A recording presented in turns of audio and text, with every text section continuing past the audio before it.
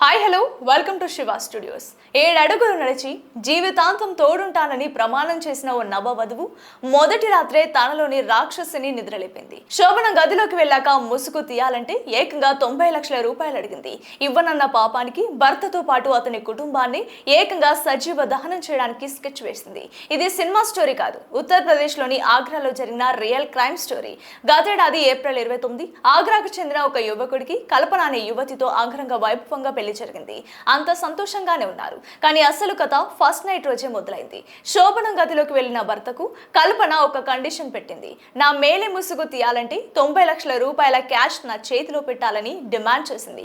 90 లక్షల నా వల్ల కాదని ఆ భర్త చెప్పేశాడు. అంతే, మరుసటి రోజే ఆ కిలాడి లేడీ ఇంట్లో ఉన్న పెళ్లి నగలన్నీ మూటగట్టుకొని పుట్టింటికి చెక్కేసింది. అప్పటి నుంచి ఏడాది పాటు భర్తకు వాట్సాప్ లో బెదిరింపులు, వాళ్ళ ఫ్యామిలీ మెంబర్స్ తో దాడులు చేయిస్తూ వచ్చింది. ఈ దారుణంలో భర్తతో పాటు తల్లిదండ్రులకు తీవ్ర గాయాలయ్యాయి. చుట్టుపక్కల వాళ్ళు గమనించి వెంటనే రావడంతో త్రుటిలో పెను ప్రమాదం తప్పింది.